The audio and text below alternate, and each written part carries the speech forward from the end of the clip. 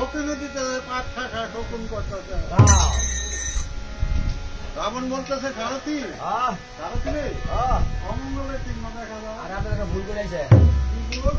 মহামায়াকে স্তুতি করে আসেন নাই।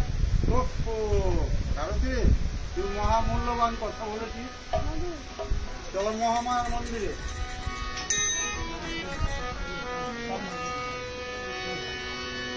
কথা হতে রথ চালায় করেছে গমন, মহামায়ার মন্দিরে গিয়া মহামায়ার মন্দিরে গিয়ে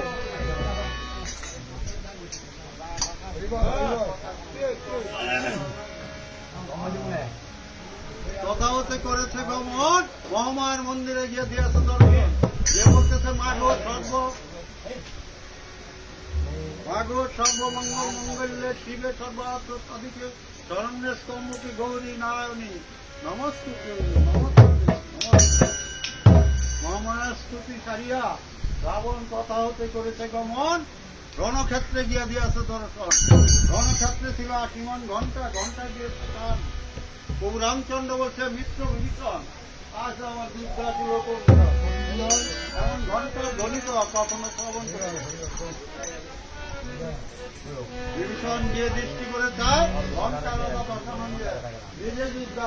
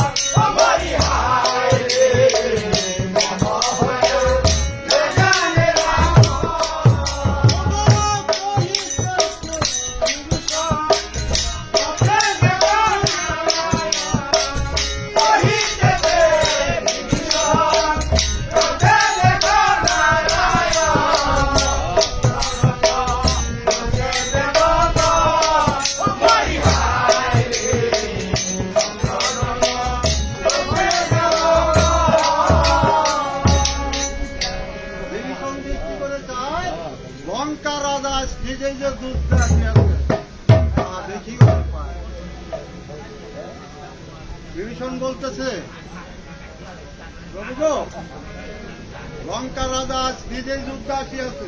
কথা না।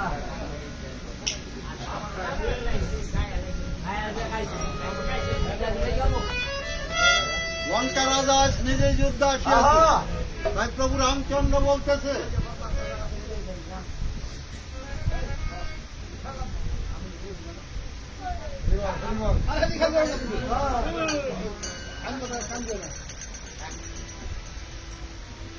তাই মিত্র বিভীষণ বলছে, প্রভু গো, প্রভু আজকে লঙ্কা রাজা দশানন নিজেই যুদ্ধ আসিয়াছে। আসিয়াছে। তাই প্রভু রামচন্দ্র ভাবতেছে মনে মন, গতকালকে যুদ্ধে ইন্দ্রজিৎ নিধন হয়েছে, তাই লক্ষণের উপরই রাবণের পুজোটা রাগটা একটু বেশি। তাই মিত্র বিভীষণ, ভাই লক্ষণকে আজ আমি তোমাদের নিকট অর্পণ করে যাই। যতক্ষণ পর্যন্ত আমি রণক্ষেত্র হইতে না আসিব, ততক্ষণ পর্যন্ত ভাই লক্ষণকে তোমরা আটক রাখিও।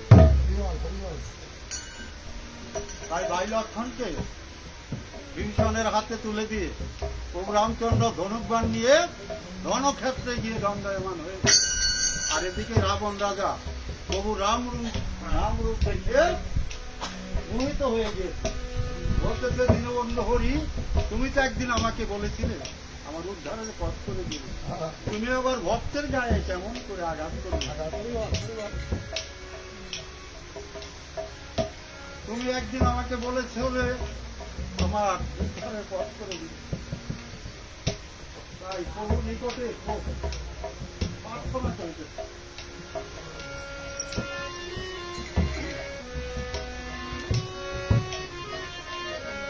ও হরি হে,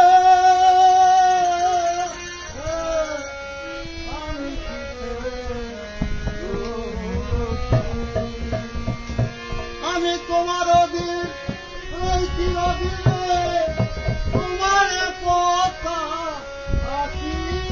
বুঝে নাও না, আমি কিসে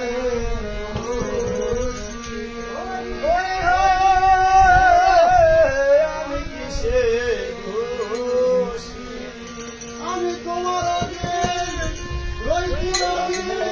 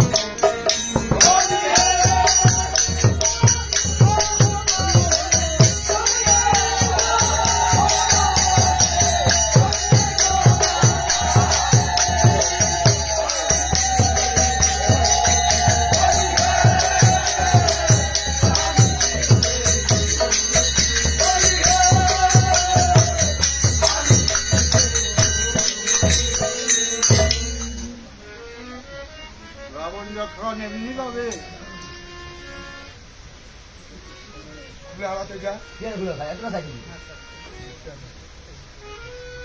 এমনি ভাবে যখন স্তুতি ভক্তি করিতেছে, তবু রামচন্দ্র বলতেছে আমি ভক্তের গায়ে কেমন করে আঘাত করি। তাই ভক্তগণ রাক্ষসদের ছলনা দেবতারা পর্যন্ত বলে না। রাবণের এই ছিল সুমতি, ক্ষণে হয়ে যায় তার কুমতি। তাই সজ্ঞান হারায় রাবণ যখন তমজ্ঞানে পরিণত হয়েছে, বলতেছে ওরে ভণ্ড তপসী রাম, তুমি কি মনে করেছো তোমাকে দেখানি ভয় পেয়েছি? একজন ব্রাহ্মণ সন্তান হয়ে একটা ক্ষত্রিয়ের পায়ে ভক্তি করবে, তুমি ভাবলে কেমন?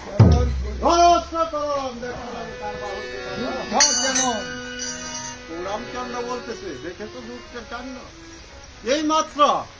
এইমাত্র তুতি ভক্তি আর এইমাত্র ধরস্র করম দেখা যাবে তার বাহুতে কত বড়।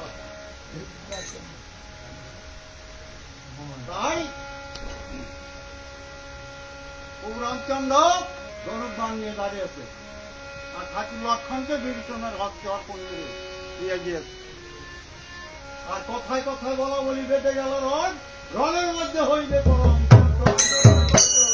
ব্রহ্মহর পুরন্দর থাকে নিজের আছে। আজকে রাম রাবণের যুদ্ধ যুদ্ধ আরম্ভ হয়ে গেছে। ও যুদ্ধ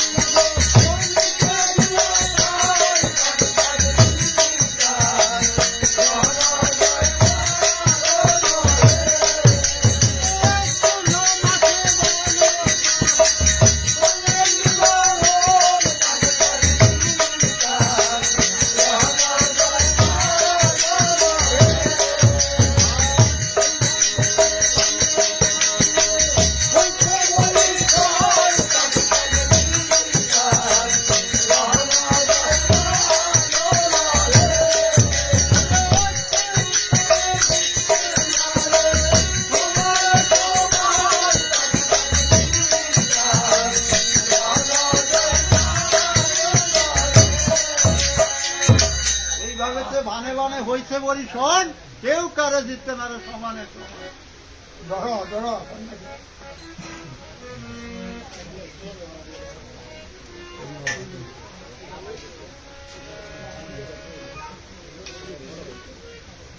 এইভাবে ভানে ভানে হয়েছে বলি শোন, কেউ কারো জিততে না রে সমানের সমান। রাবণ দৃষ্টি করে চায় অনেক আক্ষর সৈন্যদের নিধন হয়েছে।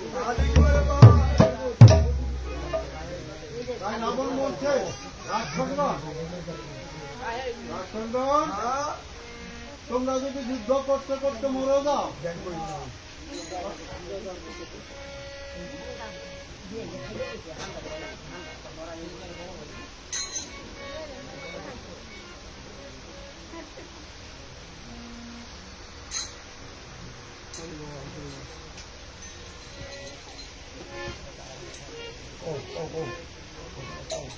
উপস্থিত ভক্তগণ, আজকে আমার এই ক্ষুদ্র গানের সন্তুষ্টে আমাকে অনেকগুলি টাকা দিয়ে আশীর্বাদ করেছে। এইবারই বিজয় কাকার বউ, উনি আমাকে অনেকগুলি টাকা দিয়ে আশীর্বাদ করেছে। তাই আমি প্রভুর চরণে মিনতি করি, তাহার মনোবাসনা পূর্ণ করেন যেন। হরে রাম হরে রাম, হরে রাম হরে রাম, হরে রাম হরে রাম,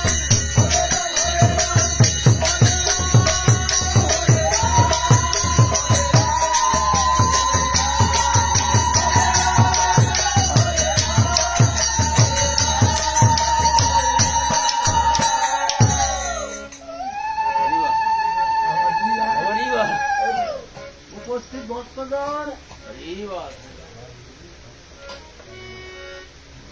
আরেকজন ভক্ত বাজার থেকে আগত সম্পর্ক সুজাড়াগণ রামজয় কাকার ওনারও গান শুনে পুষ্ট হয়েছে মনে করেন। প্রভুর চরণে তিনি 100 টাকা করেছেন। প্রভুর চরণে আমি এই মিনতি করি, এই টাকাটা যেন ভবপারের চিন্তা না, একটা রাম নামের মালা হইয়া এই টাকাটা যেন সেই ভবপারের সঙ্গে হয়ে যায়।